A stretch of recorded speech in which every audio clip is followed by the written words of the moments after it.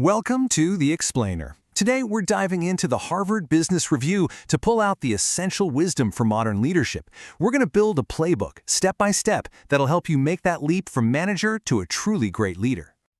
So, let's start with the big question, right? What really separates a good manager from a great leader? It's not some secret handshake or a single magic trick. Nope. It's a set of core ingredients that completely transform how you lead.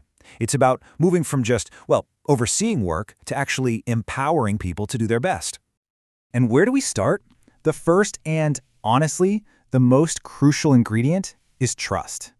You've got to think of it like the bedrock, the absolute foundation that everything else gets built on. Because, let's be real, without trust, the whole thing just crumbles. But, trust can feel a bit vague. So where does it come from? Well, researchers Francis Frey and Anne Morris created this amazing framework. They found that trust really stands on three pillars. Authenticity, which is about people feeling they're getting the real you.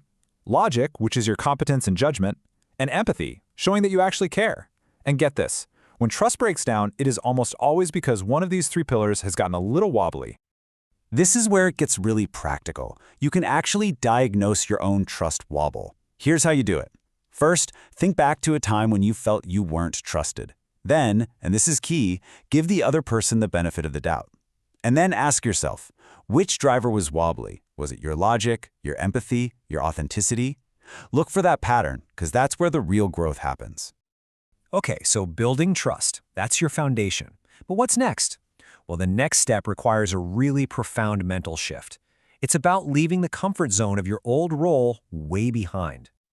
Michael D. Watkins actually calls these 7 seismic shifts, and that's exactly what they are, a fundamental change in how you see the world. You have to go from being a deep specialist to a broad generalist. You move from being an analyst who just dissects problems to an integrator who connects all the different pieces. And maybe most importantly, you have to stop being just a tactician focused on today and become a strategist who's shaping tomorrow. All right, now for a fascinating twist. We just said authenticity is a pillar of trust, right? But what if I told you that the advice to just be yourself is sometimes the very thing holding you back from growing as a leader? So, Herminia Ibarra's research found these two really interesting types of people. On one side, you've got the true-to-selfers. They stick to what feels comfortable, what feels natural. And then you have the chameleons. These are the folks who are willing to experiment, to try on different leadership styles. And here's the kicker. It's usually the chameleons who adapt and get ahead faster because they're learning by doing. And this quote just nails it, doesn't it? True leadership growth doesn't come from staying in one place. It comes from stretching beyond who we are today to discover who we can become tomorrow. It's all about an adaptive authenticity. Okay, so let's zoom out now. We've talked about you as an individual. This final ingredient is all about your impact on the whole organization.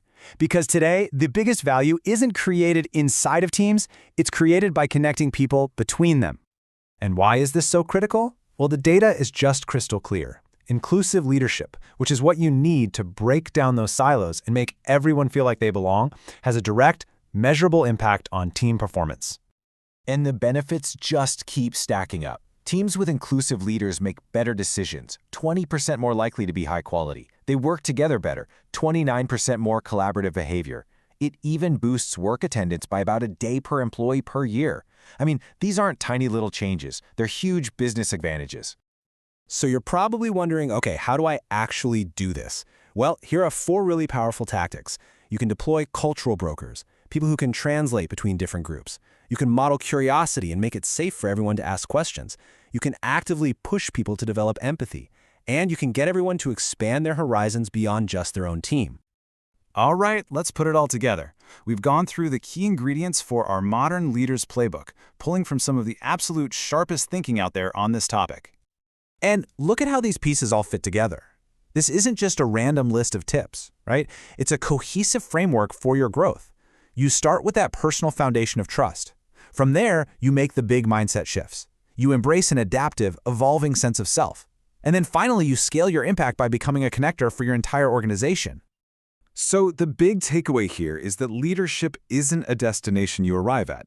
It's a practice, it's a journey of constant learning and evolving. So as you look at this playbook, I'm just going to leave you with one final question to think about.